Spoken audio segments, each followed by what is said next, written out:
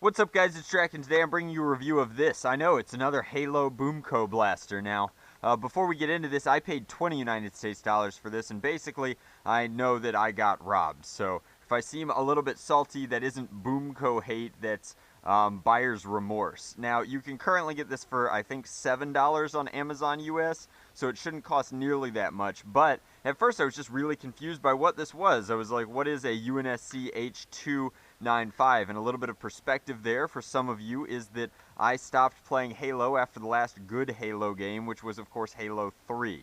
One day, maybe, I'll be convinced to revisit it, but I've heard nothing but terrible things from everybody about the franchise since Bungie left it. Now, anyway, this is the UNSC H-295, which my understanding upon asking some friends is that you can now use this to call air support, which is ridiculous. I don't know why Spartans need to call air support, but nonetheless, this allows you to kind of fire, I guess, either markers in the game, or it's a radio which would explain this antenna or something along that line, and it allows you to call in an airstrike. I've been told it's very good against enemy vehicles. Now, that means that it is actually pretty game accurate. The one in the game is, of course, like Tactical Black, but it is a small radio thing like this. Now, I don't know if the one in the game necessarily shoots bullets, so to speak, but it is what it is. Now, this claims that it'll be for ground side campaigns, close fire ground support, airstrikes, and even orbital bombardment from capital ships. I guess those would be using MAC cannons in that case, but does not appear to come with any targets, which is pretty standard. BoomCo decided to do away with the thing that made them special and cool, which was their photo paper targets for a lot of these branded integrations, and move strictly to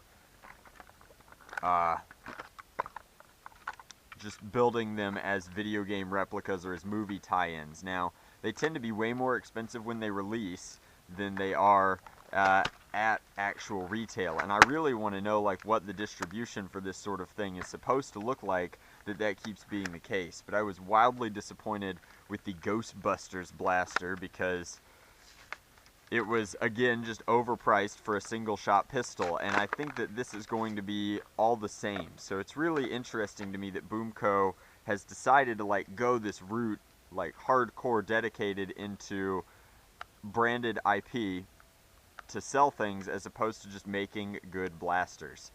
This is a piece, it snaps on like this, and once it's on, it is on. So now we have an antenna to call our air support, a prime here, and it will fire. Now, of note, there is still a priming lock. Like, how have these guys not innovated at all since developing the first one, the far shot or whatever they called it? Like, depriming lock, guys, seriously. Other than that, handle is comfortable, trigger is tiny, but the handle is big enough that you can get purchase everywhere else for it. If you're a fan of, I think, Halo 4 or any of the more recent games where this shows up, then this could be a really cool cosplay piece if you just hit it up with an entire can of black vinyl dye. I think that it would look relatively game accurate, and it's probably about the right size because that handle is comfortable for me. Now, you do have a wild targeting reticle built into the front here. That's one iron sight here coming out, or plastic sight for the haters, and then a full reticle up in front, so you can aim down it however you want, but it will not be any more or less accurate than any other toy optics, so use at your own risk. This is a plastic antenna for calling your air support, and then of course we will fire it. Now, it has double dart storage in the handle, which we've seen on a ton of BoomCo things. They like doing stuff like that, but it's claiming ranges of up to 60 feet. We will be the judges of that. This is a flat shot of about 20 feet. Gross. I keep trying to load into the reticle, that's kind of funny. And an angled shot of about 30 feet. Whoever said that this was getting 60 feet had a 20-mile-an-hour tailwind when they were doing their testing. I guarantee it. So this isn't a war practical BoomCo blaster. It's definitely not bringing any sort of, comfort or features that you can't get in better BoomCo blasters. Right now, I think that the general consensus is that the MA5B is the best full auto BoomCo blaster, and that actually the best Springer is still the Far Shot. Oh, that's right. I can't deprime it without a dart in it. So that's my review of the Halo UNSC H-295 comms blaster, or whatever you want to call it, by BoomCo. And I do want to just address really quickly that I get a lot of flack in the comment section about being a quote-unquote BoomCo hater, and that couldn't be further from the truth. I don't actually hate BoomCo. I hate non-compatibility, which means that, like, I would never want any of my squad mates to be using BoomCo because they become effectively useless to the rest of the squad. I think that that's a very reasonable argument. And then, in addition to that, I kind of hate how they've turned from being a company that was innovating and challenging Hasbro, which was great. When they first came out, it was very exciting that they were doing cool things and different things.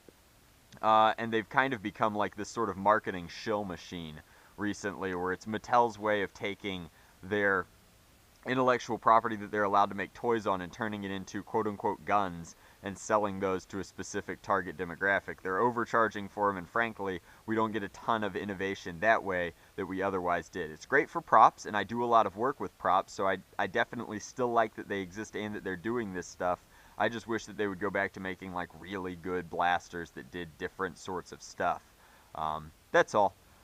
Thanks very much for watching. Hopefully you guys enjoyed this review and miniature rant. Definitely didn't mean to get like the ethics of marketing and manufacturing in there, but it slipped in anyway. So I hope you guys enjoyed the video. You can purchase this for much less than I did on Amazon via a link in the description box, and I will not be modifying it because I don't need to. One day it might turn into a prop, but I bought this one specifically to review for you guys.